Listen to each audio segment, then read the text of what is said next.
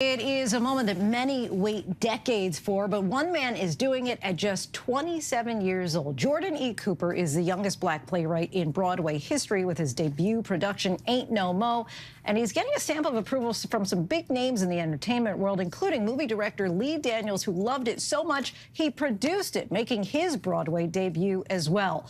Earlier, I sat down with both of them to discuss how this play shines a new light on the black experience. Let's start with you, Jordan. 27 years old, youngest playwright. Out Magazine named you one of their entertainers of the year. How did you come up with the concept for Ain't No Mo?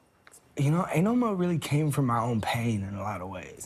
I have a very dark sense of humor. And I needed to find something to laugh at when all these unarmed black men and black women were being killed and murdered. Like, let's forget it. Let's forget America. Let's forget all the trials and tribulations that come with it. And let's go back to Africa, thinking of it as some promised land. How do it feel being the first transracial cast member on the show? A bold, satirical play, Ain't No Mo, focuses on what it means to be black in America and the country's attempt to end racism by offering black Americans a one-way ticket to Africa. And would you, if that flight existed? Listen, if I could take everything, if I could take the music and the joy and the cookouts and the food and I would go. But I feel like the thing is, which is what the play started asking when I started to really get into it, is, you know, all that blood that is in the soil of America. I'm definitely, absolutely, positively free! That helped build this country out of sticks and stones. I would just be leaving all that behind. All that hard work, all that legacy, all that pain, all those tears, all that laughter, all that art, I would be leaving behind because it's hard. It's easy to kind of leave. But I think as I started writing Ain't No Mo, I started realizing, oh, I can't separate myself from it. I wrote a love and a loathe letter to America. The idea that you can love something that was never meant for you. It was never built for me. It was never meant for me, but somehow I found a way to love it. And I think the same thing about the American theater, you know? It wasn't built for me. Award-winning director and producer Lee Daniels instantly fell for this provocative, high-voltage play, ultimately deciding to produce it as his first Broadway show. A love and a loathe letter at the same time. That is deep. What attracted you to Ain't No Mo? Like, why did you decide, I have to do this project? Everything that he just said. It is probably the most profound, the most prolific piece of material that I've ever worked on, ever. And I've worked on some pretty profound stuff. It just knocked my socks off. And I knew that, I knew the world had to see it. Powerful performances reverberate within the gilded walls of Belasco Theater, followed by yells, belly laughs, and emotional reactions from the audience. And I'm curious, too, just because in our culture, there is very much a call and response, right? Yes. And perhaps that is born in the black church.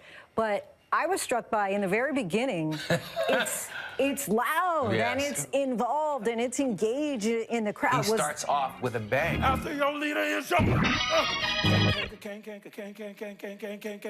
Nobody used the word. Because we don't have that on Broadway.